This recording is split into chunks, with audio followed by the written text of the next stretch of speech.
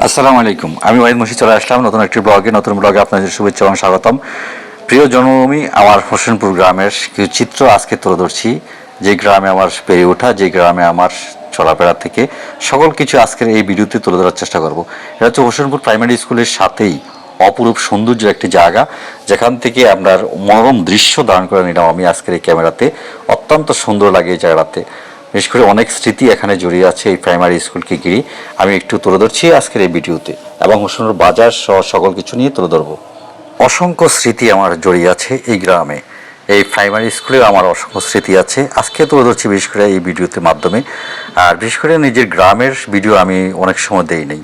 Primary স্কুলে জসিমউদ্দিন ভবন, অনেক পুরনো ভবন, যেখানে আমাদের পড়ালেখা করেছিলাম। আমি এখানে ক্লাস 3 পর্যন্ত পড়ে তারপরে হজরত শাহনবাজ উচ্চ বিদ্যালয়ে চলে গেছিলাম কচুয়াতে, অর্থাৎ এখানে আর পড়ালেখা করে নেই। এই স্কুলে অনেক স্মৃতি জড়িয়ে আছে, সেই কথাগুলোই আমি আজকে তুলে ধরছি। আর এই স্কুলের অনেক স্মৃতিগুলো অনেক কাদায় আমাকে সময় সময়, কারণ এখানে এমন কিছু স্মৃতি জড়িয়ে আছে যেগুলো আসলে না বললে নয়। এই শহীদ মিনার, এখানে কেন এই ধরনের খড় কুটা রাখা হবে, এখানেই বা কেন এত ময়লা যুক্ত রাখা হবে?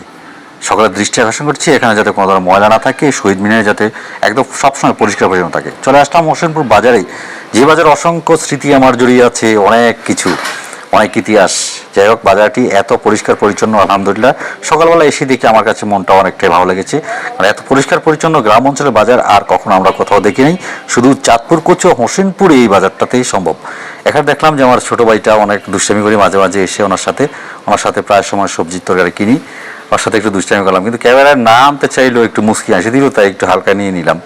আর সবজি মোটামুটি এখন মানুষের নাগালের ভিতরেই আছে, মোটামুটি দাম কমে আসছে। আজকে দেখলাম আপনার ট্রাক দিয়ে বেচছে 3 কেজি ছড়া মাত্র 100 টাকা, 120 টাকা। যাই হোক, গ্রামের প্রকৃতি নিয়ে আবার চলে আসলাম। স্কুলের পশ্চিম প্রান্ত থেকে আমি ভিডিওটা করেছি, যেহেতু বৃষ্টি শুরু হয়ে গেছে অলরেডি, যে কারণে আমি আপনার হেঁটে আর ভিডিওটা করতে পারি নাই, গাড়ি থেকে ভিডিওটা করছি।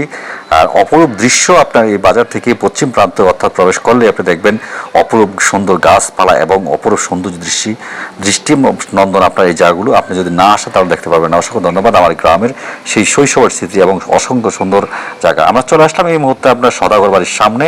সদাগর বাড়ির সামনে অনেক স্মৃতি আমার জড়িয়ে আছে, কারণ এখানে আমি অনেক সময় ডাব খেয়েছি কুদ্দুস ভাইয়ের গাছ থেকে এবং আম খেয়েছি, যে স্মৃতিগুলো আমাকে অনেকটাই জড়িয়ে থাকে, অনেক কিছু মনে পড়ে এখানে। তো এই ওদের বাড়ির সামনের ভিডিওটা তুলে দিলাম। অসংখ্য ধন্যবাদ সদাগর বাড়ির পক্ষ থেকে।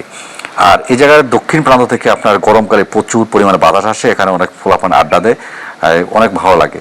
যাই হোক, চলে আসলাম এদিকে আবার প্রদানিয়া বাড়ির সামনাসামনি অবস্থায়।